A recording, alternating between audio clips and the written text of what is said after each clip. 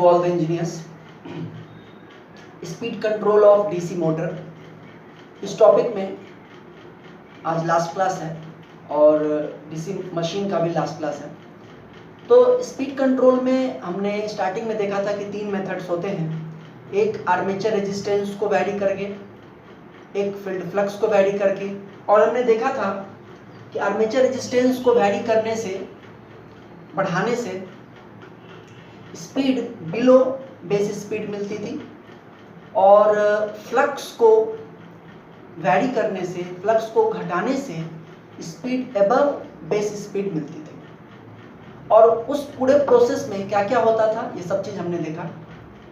अब एक और थर्ड जो तरीका है स्पीड कंट्रोल करने का, वो है by varying the terminal voltage.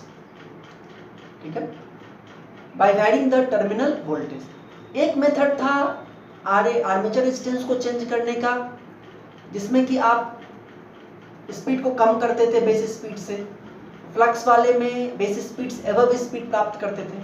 अब ये जो मेथड है बाय वैरिंग टर्मिनल वोल्टेज, इसमें आप ये दोनों काम कर सकते हैं। मतलब स्पीड चाहे तो बेस स्पीड के अबव भी ले जा सकते हैं और चाहे तो उससे बिलो भी ला सकते हैं। हालांकि ये कॉम्बिनेशन है दो मेथड का जो हम लोग देखेंगे अभी। तो ऐसे तो टर्मिनल वोल्टेज को वैरी करके जो स्पीड कंट्रोल करने का मेथड है, उसके भी 3 टाइप्स हैं। हाँ, एक है जो आपके सामने लिखा हुआ है ward Leonard method. Ward Leonard दोनों साइंटिस्ट के नाम पर है, वार्ड लियोनार्ड मेथड। दूसरा है by the help of rectifiers, है ना। और तीसरा है by the series parallel combination of armature.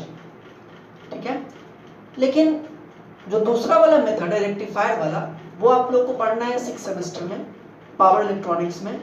और तीसरा मेथड जो कि इंपॉर्टेंट नहीं है इसलिए नहीं पढ़ना है, आप लोगों को पढ़ना है सिर्फ ये मेथड वार्ड लियोनार्ड मेथड। हालांकि हम बता दें पहले ही आपको कि ये मेथड काफी कॉस्टली पड़ता है।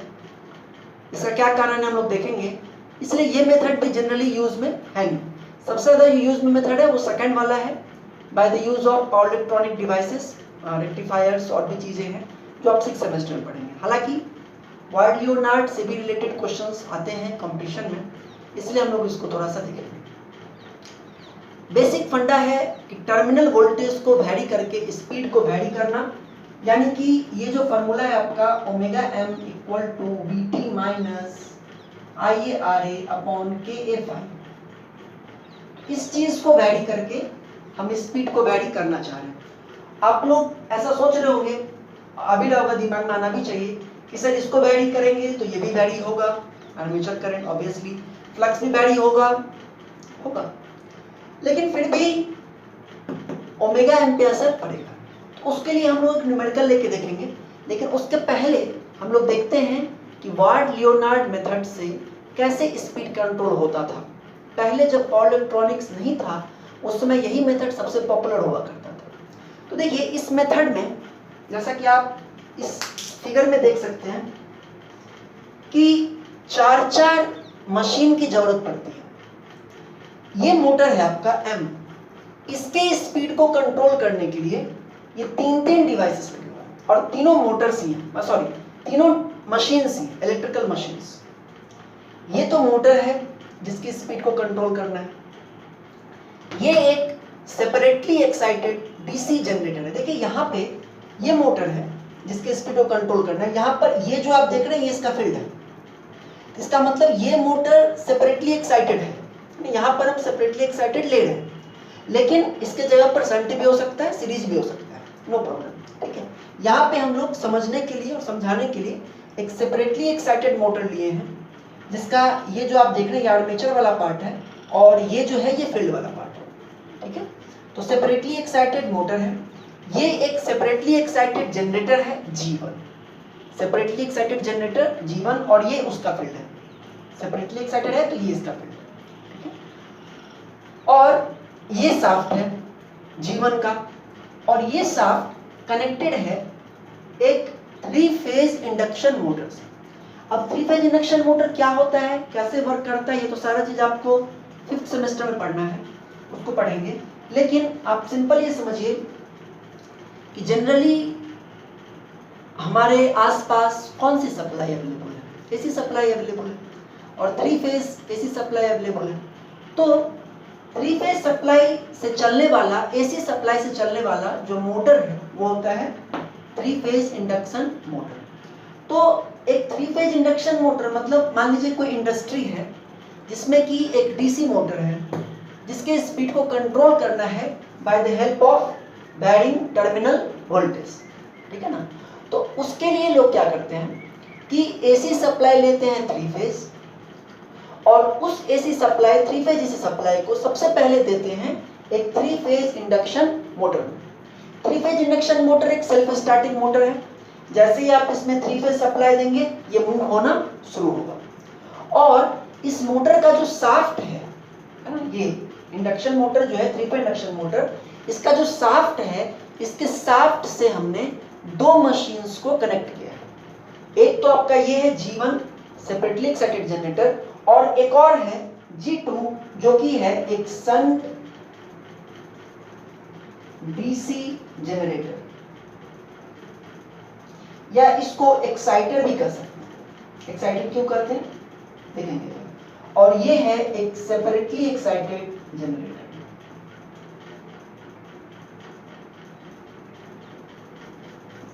और ये है मोटर जिसकी स्पीड को कंट्रोल करना है, मोटर टू बी कंट्रोल्ड, ठीक है। तो देखिए इसका नाम एक्साइटर क्यों पड़ा, क्योंकि एक्साइटर का मतलब होता है जो एक्साइटेशन दे। एक्साइटेशन दे का मतलब जो फील्ड वाइंडिंग को सप्लाई दे। फील्ड वाइंडिंग को सप्लाई देने वाला जो मशीन है उसको नाम दिया गया एक्साइटर।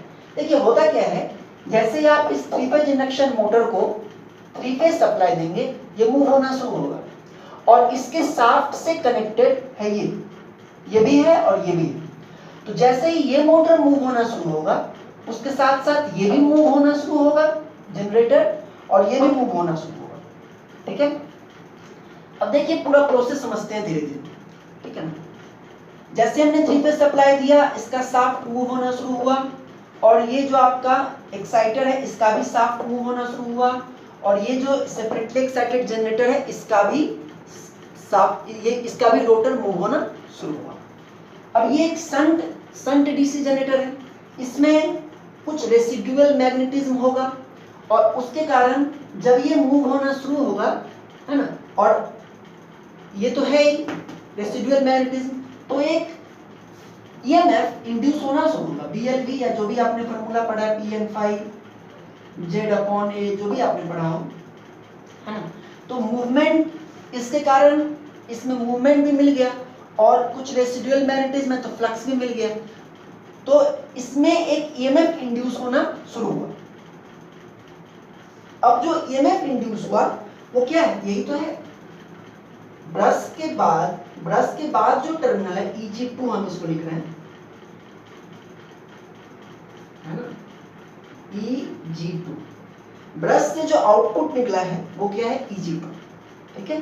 कैसे हुआ, ये मूव हुआ उसके साथ ये कनेक्टेड है, ये भी मूव हुआ, मैग्नेटिक फील्ड कुछ मौजूद है ना, उसके कारण एक वोल्टेज जनरेट हुआ Eg2। और ये वोल्टेज देखिए कैसे जा रहा है, ये ऐसे वायर है और इस वायर से एक वायर ये गया इस सेपरेटली एक्साइटेड जनरेटर के फील्ड वाइंडिंग में। इसके साथ एक रियोस्टेट भी लगा हुआ है ना, जो कि इसके रेजिस्टेंस को बढ़ाएगा, ठीक है। इसके मतलब ऐसा हम बनाए हैं क्योंकि बुक्स में ऐसा है, आप इसको समझने के लिए ऐसा भी समझ सकते हैं जैसा हम लोग देखे थे पहले, है ना, कुछ इस टाइप का,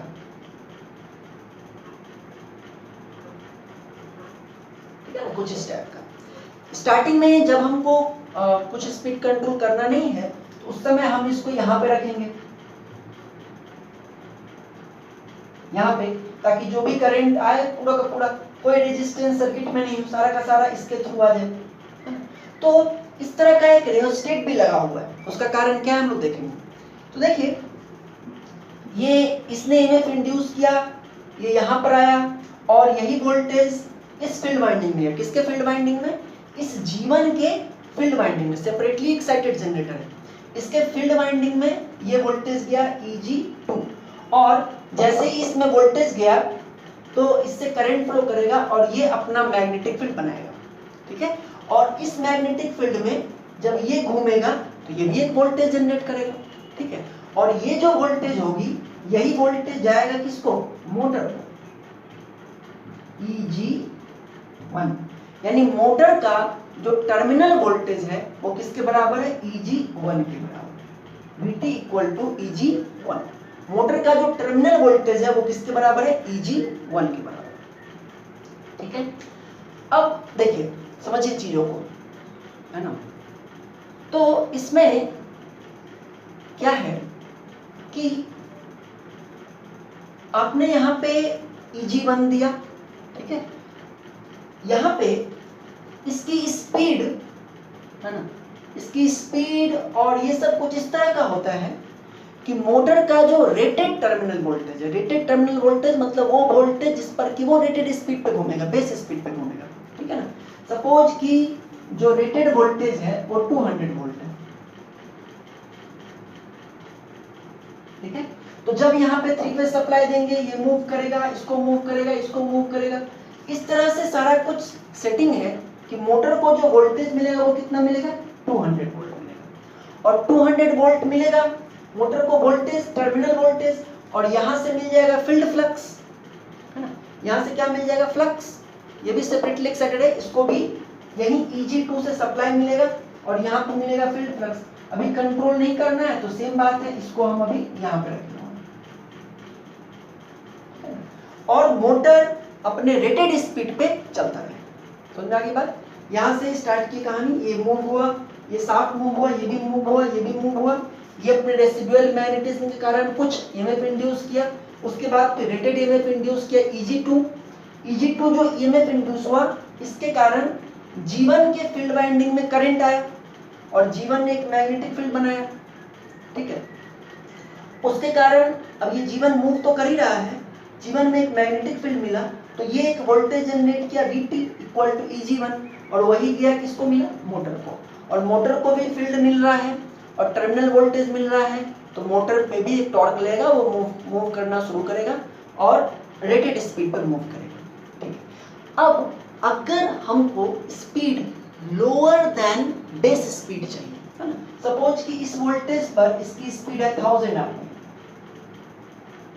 और हमको अगर स्पीड इससे बिलो चाहिए, इससे कम स्पीड चाहिए, तो कैसे हम प्राप्त करें, है ना, इससे कम स्पीड कैसे प्राप्त करें।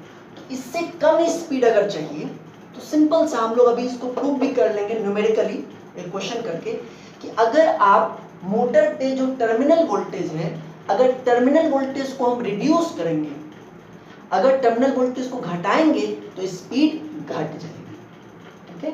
200 वोल्ट पर तो रेटेड स्पीड पे चलेगा, लेकिन अगर आपको उससे कम स्पीड पे चलाना है तो टर्मिनल वोल्टेज को कम कर दीजिए। टर्मिनल वोल्टेज को रिड्यूस करेंगे तो स्पीड घट जाएगी। कैसे करेंगे रिड्यूस, बहुत सिंपल, इस पे कुछ भी छेड़छाड़ नहीं होगा, बस ये जो रियोस्टेट है आपका, है ना, इसको यहां से हटा करके आप यहां लगा दीजिए, या वो तो कैलकुलेशन पर है, जितना भी दूर लगाना हो यहां लगा दीजिए। अब क्या हुआ, इसके कारण ये हुआ कि इतना जो रेजिस्टेंस है इस जनरेटर के फील्ड वाइंडिंग का रेजिस्टेंस कुछ बढ़ गया, क्योंकि हमने रियोस्टेट को खिसकाया, तो इसका अपना रेजिस्टेंस और प्लस ये रेजिस्टेंस, G1 के फील्ड वाइंडिंग का रेजिस्टेंस बढ़ गया और G1 के फील्ड वाइंडिंग का रेजिस्टेंस बढ़ गया तो करंट घट गया, क्योंकि वोल्टेज तो यही है Eg2, करंट घट जाएगा तो फ्लक्स भी क्या होगा, घट जाएगा, और फ्लक्स घट जाएगा तो हम लोग को पता ही है E equal to P N phi Z upon A, P constant, N constant, M तो इसका है, ये तो कांस्टेंट ही है। फ्लक्स घट गया तो वोल्टेज घट जाएगा, और वोल्टेज घट जाएगा तो जो टर्मिनल वोल्टेज मिल रहा था मोटर को वो घट जाएगा, और टर्मिनल वोल्टेज घट जाएगा तो मोटर की स्पीड घट जाएगी। बात समझ आया। एक चीज हमने ये समझा कि बेस स्पीड से बिलो स्पीड पे कैसे चलेगा, है ना। उसके लिए क्या करते हैं कि ये इस G1 का जो फील्ड वाइंडिंग का जो रियोस्टेट है इसको घसकाते हैं, इसको घसकाने से फील्ड वाइंडिंग का रेजिस्टेंस बढ़ जाता है, करंट कम जाता है, फ्लक्स कम जाता है और टर्मिनल वोल्टेज कम जाता है, जिसके कारण मोटर को कम वोल्टेज मिलता है और मोटर की स्पीड कम हो जाती है। बात समझ में आ गई?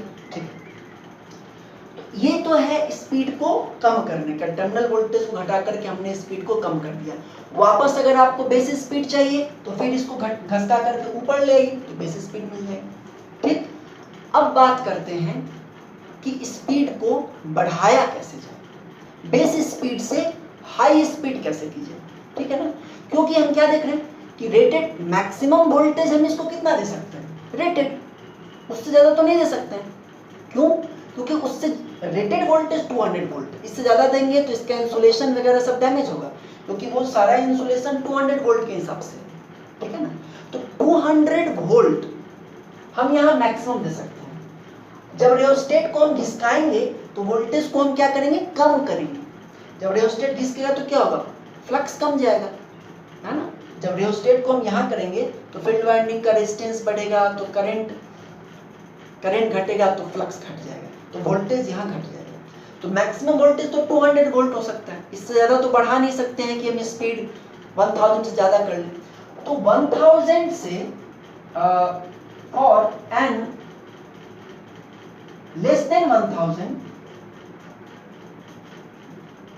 यूज रियोस्टेट ऑफ G1 के रियोस्टेट को यूज कीजिए।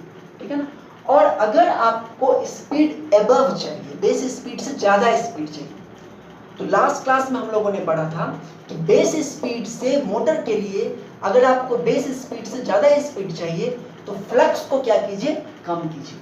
फ्लक्स अगर रिड्यूस होगा तो स्पीड बढ़ेगी। क्यों? क्योंकि फ्लक्स जब घटता है तो बैक ईएमएफ घट जाता है, और बैक ईएमएफ घटता है तो करंट कई टाइम्स बढ़ जाता है, और करंट जब कई टाइम्स बढ़ जाएगा तो इलेक्ट्रोमैग्नेटिक टॉर्क कई टाइम्स बढ़ जाएगा, और इलेक्ट्रोमैग्नेटिक टॉर्क अगर ज्यादा होगा लोड टॉर्क से तो स्पीड बढ़ जाएगी। तो क्या आपको यहाँ पे कुछ दिख रहा है उपाय फ्लक्स को कम करने का? किसके फ्लक्स को? मोटर के फ्लक्स को। जब स्पीड आपको कम करना हो तो G1 के फ्लक्स को कम कीजिए, ताकि यहाँ का वोल्टेज कम इंड्यूस हो, टर्मिनल वोल्टेज मोटर को कम मिले, स्पीड कम हो जाए। ठीक है, लेकिन जब स्पीड बढ़ाना है तब किसके फ्लक्स को कम किया जाए? मोटर के फ्लक्स को। ये M का जो आप यहाँ पर देख रहे हैं रियोस्टेट, है ना, तो आपको ऐसा लग रहा होगा बड़ा गजब का सिस्टम वाइट लियोनार्ड ने बनाया, है ना। है तो गजब का, लेकिन आप देखिए 1 2 3, एक को कंट्रोल करने के लिए ये 3 चीजों को लगाना पड़ रहा है। ये कैसा बाहुबली है, एक को कंट्रोल करने के लिए, इसको कंट्रोल करने के लिए 3 ये लगाना पड़ रहा है। यही इसका सबसे बड़ा ड्रॉबैक था। हालांकि सिस्टम बहुत अच्छा है।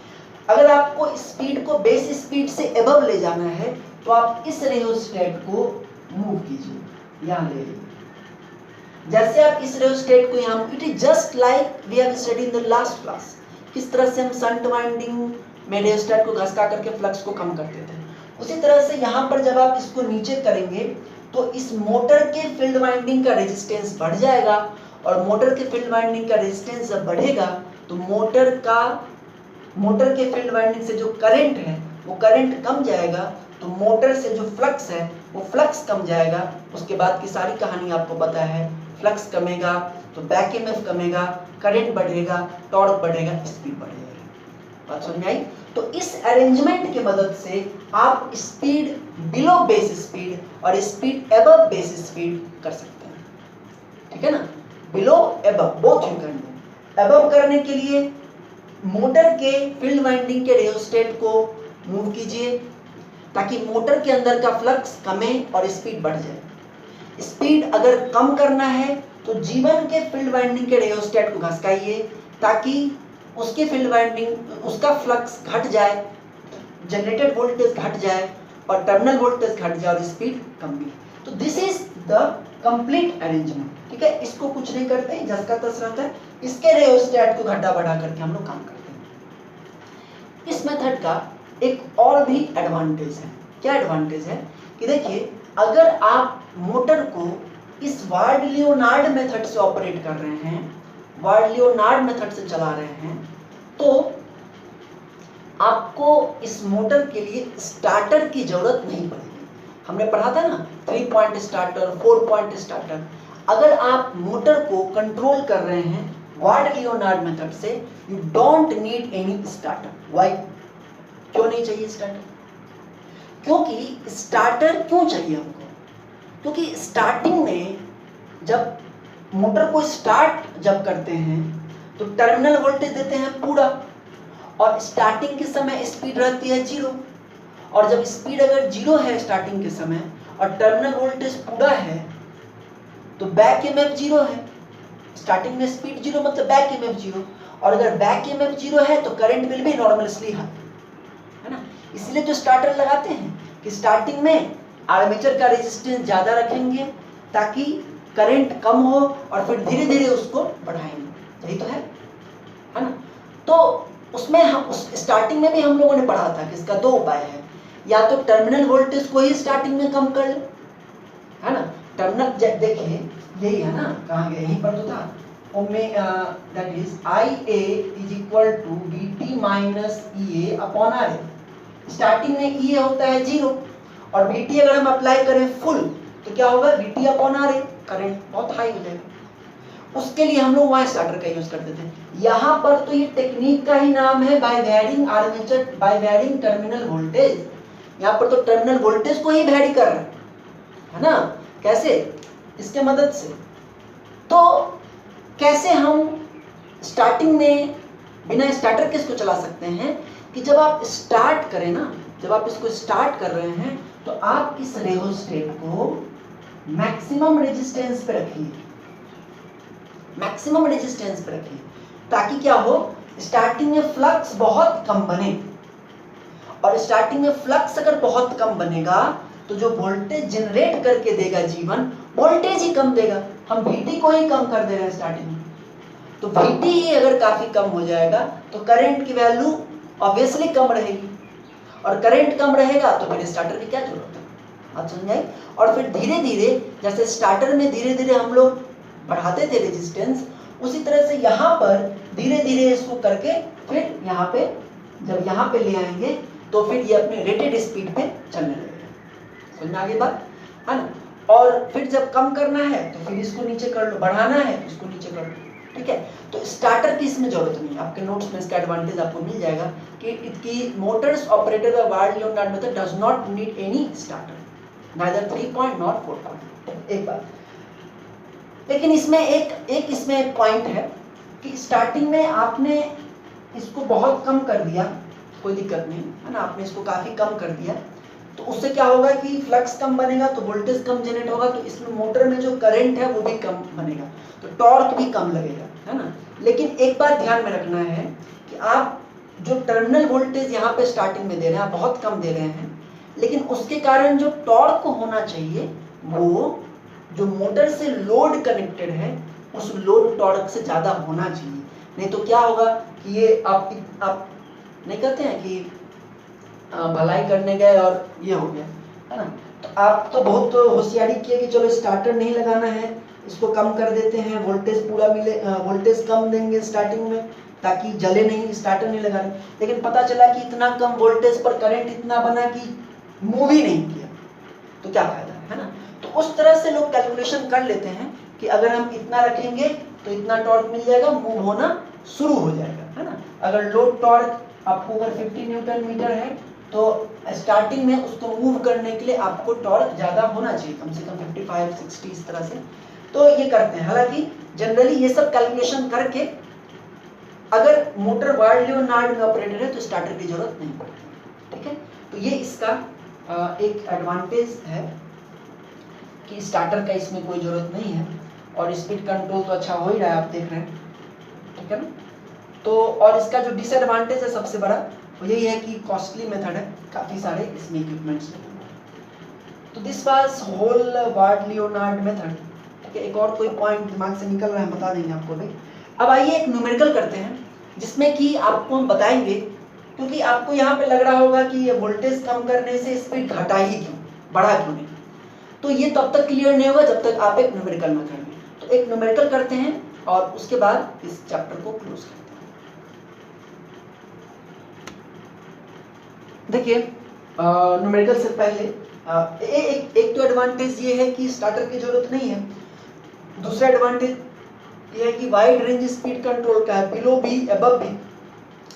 और एक और एडवांटेज है तीसरा, वो एडवांटेज ये है कि अगर आपको मान लीजिए बाय चांस आपको जरूरत पड़े कि मोटर को अपोजिट डायरेक्शन में घुमाना है ना, जिस डायरेक्शन में आप घुमा रहे थे उसके अपोजिट डायरेक्शन में घुमाना है, तो अपोजिट डायरेक्शन में घुमाना है, डायरेक्शन चेंज करना है, तो उसके लिए सिंपल सा है कि आप फ्लक्स का डायरेक्शन चेंज कर दीजिए, है ना।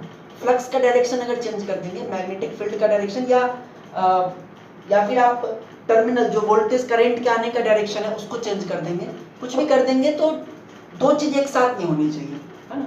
टर्मिनल वोल्टेज की पोलरिटी अगर चेंज कर देंगे तो भी हो जाएगा, या टर्मिनल वोल्टेज रहने दीजिए, फ्लक्स का डायरेक्शन चेंज कर दीजिए, दैट इज ये फ्लेमिंग्स लेफ्ट हैंड रूल, है ना, CFT। ये टॉर्क है, ये फील्ड है, ये करंट है ना। तो या तो आप करंट को डायरेक्शन को चेंज कर दीजिए, फील्ड यही रखिए, करंट के डायरेक्शन को चेंज कर दीजिए, जो करंट इधर है उसको इधर कर दीजिए, तो भी टॉर्क का डायरेक्शन चेंज हो जाएगा। या आप करंट के डायरेक्शन को चेंज कर दीजिए, फील्ड को रहने दीजिए, तो भी टॉर्क का डायरेक्शन चेंज हो रहा है कि नहीं। तो इसको इसके रोटेशन के डायरेक्शन को चेंज करने का दो तरीका है, या तो जो टर्मिनल वोल्टेज है उसको चेंज कर दीजिए, या ये फ्लक्स है उसको चेंज कर दीजिए। तो ये भी बहुत आसान है इस मेथड में। कैसे? अगर आपको टर्मिनल वोल्टेज को चेंज करना है तो आपको कुछ नहीं करना है, बस अगर ये है मान लीजिए A और ये है B, तो A को, और मान लीजिए ये अगर प्लस है ये माइनस है, तो A वाले को आप प्लस से कनेक्ट नहीं कर, मतलब मान लीजिए पहले आप प्लस से कनेक्ट किए हो और B को माइनस से कनेक्ट किए हो, ठीक है ना, और ये इस कंडीशन में क्लॉकवाइज मूव कर रहा है। अब इसको एंटी क्लॉकवाइज घुमाना है, तो क्या करें, A को आप माइनस से कनेक्ट कर दीजिए और B को प्लस से कनेक्ट। जैसे ही आप करेंगे इसके मैग्नेटिक करंट, इसके जो फील्ड वाइंडिंग से करंट है उसका डायरेक्शन चेंज हो जाएगा और फ्लक्स का डायरेक्शन चेंज हो जाएगा। किसमें? G1 में। और G1 में जब फ्लक्स का डायरेक्शन चेंज हो जाएगा तो ये जो पोलरिटी है, ये अगर ये पहले था प्लस माइनस, अब ये ऐसा हो जाएगा, है ना, नीचे प्लस ऊपर माइनस, ठीक है, चेंज हो जाएगा। फ्लक्स का डायरेक्शन चेंज मैंने आपको बताया अभी, जनरेटर में या मोटर में बात वही है। तो एक तो तरीका ये है टर्मिनल वोल्टेज को चेंज करके। दूसरा सिंपल, आप अगर इसको सेम रहना देना चाहते हैं तो इसके टर्मिनल को चेंज कर दीजिए, इसको यहाँ लगा दीजिए और इस वाले को इससे कनेक्ट कर दीजिए। समझ रही बात? ये तो पूरा है ना गया हुआ, ठीक है। तो आप अगर इसको आप इससे अगर कर लें और इसको अगर इससे कनेक्ट कर लें तो इसके फ्लक्स का डायरेक्शन चेंज हो जाएगा, तो वैसे भी मूवमेंट चेंज हो सकता है। तो ये बहुत आसान है और बहुत अच्छा मेथड है। 3 इसका सबसे बड़ा एडवांटेज देखिए। अब आइए न्यूमेरिकल देखते हैं। देखिए क्वेश्चन पिछले जैसा है, एक शंट मोटर है ना, और उसका टर्मिनल वोल्टेज 200 वोल्ट है रेटेड, और स्पीड जब 1000 आरपीएम है, उस समय जो आर्मेचर करंट है वो कितना है 50 एम्पीयर, और आर्मेचर रेजिस्टेंस कितना है 0.1 ओम, ठीक है। तो पूछ रहा है कि जब स्पीड को, जब टर्मिनल वोल्टेज को 100 वोल्ट कर दिया गया उस समय स्पीड कितनी होगी, ठीक है। तो हमने क्या किया, सबसे पहले स्टेप में when Vt equal to 200 volt, जब Vt 200 वोल्ट के बराबर था और जब स्पीड 1000 आरपीएम थी, उस समय का क्या स्थिति था वो देखते हैं। तो उस समय अगर Ea1 निकालें तो Vt1 minus Ia1 Ra 195 volt आएगा, ठीक है। और Ea1 होता है K∅1 ओमेगा m1, और ये बराबर है किसके 195 के, वहां से K∅1 आ जाएगा। हम लोग इस चीज को लास्ट में कर चुके हैं। K∅1 क्या हो जाएगा 195 by omega m 2 pi n करेंगे तो ये आ रहा है 1.862 K∅1, ठीक है। तो टॉर्क क्या होगा K∅1 Ia1 1.862 into 50 93.1 newton metre. Input power क्या होगा Vt इंटू Ia कर रहे हैं 200 इंटू 50 10 किलोवाट। पावर आउटपुट क्या होगा torque into speed 93.1 into omega m1 जो कि है 104.7 9.75 किलोवाट, ठीक है। अब जिस समय आपने वोल्टेज को घटा करके 100 वोल्ट कर दिया, ठीक है ना, उस समय जस्ट उस समय एकाएक स्पीड नहीं चेंज होगी, है ना, स्पीड एकाएक चेंज नहीं होती है। तो जिस समय ये हुआ उस समय का क्या सिचुएशन है उसको देखते हैं, लेकिन उसके पहले एक चीज जानना जरूरी है आपको। शंट मोटर में जो फ्लक्स होता है वो प्रोपोर्शनल होता है शंट वाइंडिंग के करंट के। Phi is proportional to ISH, क्योंकि फाई इक्वल टू क्या होगा, N into ISH upon reluctance. तो फ्लक्स जो है वो शंट करंट के प्रोपोर्शनल है, और शंट करंट क्या होता है, VT upon RSH। Shunt current VT के प्रोपोर्शनल है। अगर VT को आपने आधा कर दिया तो करंट भी आधा हो जाएगा और फ्लक्स भी आधा हो जाएगा। मेरी बात, करंट को, वोल्टेज को आधा कर देंगे तो करंट भी आधा हो जाएगा और फ्लक्स भी आधा हो जाएगा। तो φ2 इज इक्वल टू φ1/2 है ना। जैसे ही आपने वोल्टेज को आधा किया फ्लक्स भी आधा हो गया, तो φ2 φ1 का आधा हो गया, तो k φ2 भी k φ1 का आधा हो जाएगा। जो 1.862 था ये घट करके 0.931 हो जाएगा, ठीक है। और EA2 क्या हो जाएगा, तब EA2 हो जाएगा k φ2 ओमेगा m1, क्योंकि स्पीड एकाएक चेंज नहीं होगी। तो 0.931 इंटू 104.7 ये हो जाएगा 97.475 वोल्ट, ठीक है। ये बैक ईएमएफ हो गया, बैक ईएमएफ घट गया। आप देखिए ये EA1 है ना 195 था, उससे घट करके ये कितना हो गया, 97.475 हो गया। अब आते हैं देखते हैं करंट को। तो करंट की वैल्यू देखिए, बैक ईएमएफ, उस बैक ईएमएफ लास्ट मेथड जो हमने देखा था फ्लक्स वाले में, उसमें भी बैक ईएमएफ घटता था। तो बैक ईएमएफ घटता था तो करंट बढ़ जाता था, लेकिन उसके केस में टर्मिनल वोल्टेज कांस्टेंट रहता था। यहाँ तो टर्मिनल वोल्टेज भी घट रहा है ना, इसलिए करंट भी घट रहा है। देखिए IA2 equal to VT minus EA2 upon RA। VT हो गया 100, EA2 97.475 अपॉन 0.1, तो ये कितना हो गया 25.24, लगभग आधा हो गया है ना। 100 था तो 50 था, जब 200 वोल्ट था तो 50 था, 100 वोल्ट है तो करंट कितना होगा 25.24 एम्पियर। तो टॉर्क K φ2 IA2, तो टॉर्क K φ2 कितना है 0.931 और IA2 कितना है 25.24, तो टॉर्क कितना हो गया 23.501। अब 23.501 आपका टॉर्क है, अभी का टॉर्क है, जब आपने उसको 100 वोल्ट पे कर दिया, और पहले का टॉर्क कितना है 93.1 न्यूटन मीटर। इससे हम लोग क्या देख रहे हैं कि electromagnetic torque has become lower than load torque. Electromagnetic torque load torque से कम हो गया तो क्या होगा, मोटर डिसिलरेट करेगा, उसकी स्पीड घटेगी, और जैसे ही स्पीड घटने लगेगी, वैसे EA2 और घटने लगेगा, है ना। जैसे स्पीड घटने लगेगी वैसे EA2 और घटेगा, और अब अगर EA2 घटेगा तो IA2 बढ़ेगा, है ना। अब अगर ये घटेगा, ये तो कांस्टेंट हो गया 100 पर, अब अगर ये घटेगा तो IA2 बढ़ेगा, और IA2 बढ़ेगा तो फिर टॉर्क बढ़ेगा, और फिर स्टेडी स्टेट में वापस इसको वहां पे आना है, टॉर्क को वापस लोड टॉर्क के बराबर आना है, तब तक स्पीड घटते रहेगी। जब स्टेडी स्टेट आएगा उस समय क्या सिचुएशन होगा उसको देखते हैं थर्ड पार्ट में। तो स्टेडी स्टेट में आपका इलेक्ट्रोमैग्नेटिक टॉर्क 93.1 होगा, और वो बराबर होगा K φ2 IASS के। K φ तो चेंज होगा नहीं क्योंकि वोल्टेज अब उस पर कांस्टेंट है। तो आप देखिए कि IA स्टेडी स्टेट जब निकालेंगे तो वो आ रहा है 100 एम्पियर। मतलब क्या हुआ, जब 200 वोल्टेज था तो आपका करंट था 50 एम्पियर, ठीक है। जब आपने उसको घटा करके 100 किया तो करंट भी घट करके हो गया कितना, 25.24 एम्पियर। लेकिन फिर जब वापस स्टेडी स्टेट आया तो करंट भी बढ़ करके कितना हो गया है, वापस 100 एम्पियर, डबल। वोल्टेज को आपने हाफ किया तो करंट भी, जो कि इस फार्मूला से गवर्निंग है, करंट वोल्टेज को हमने हाफ किया तो आर्मेचर करंट डबल हो गया, 100 एम्पियर, करेक्ट ना। तो ये हो गया। अब स्पीड देखते हैं, VT2 माइनस ISS अब इंटू RA अपॉन K φ2। तो VT2 आपको पता ही है 100 है, ISS इंटू RA, ISS 100 है ना, ये भी 100 है, और इंटू R, इसको आप करेंगे 100 माइनस 100 इंटू 0.1 तो 90 बाई ये करेंगे तो वैल्यू आ जाएगी 96.67 रेडियन पर सेकेंड। RPM में निकालेंगे तो 923.6। 1000 से हमने स्पीड को घटा करके कितना कर दिया, 923.6 RPM, ठीक है। EASS को देखें अगर स्टेडी स्टेट में बैक ईएमएफ को, तो आप देखिए K φ2 इंटू ओमेगा m2, करेंगे तो ये वैल्यू आ रही है 89.99 वोल्ट। पहले कितना था 195, अब घट करके कितना हो गया 89.99 वोल्ट पर कांस्टेंट रहेगा। Input power VT into IA, तो VT तो घट गया 100, लेकिन करंट डबल हो गया, वोल्टेज आधा हो गया, करंट डबल हो गया, पावर सेम रह गया।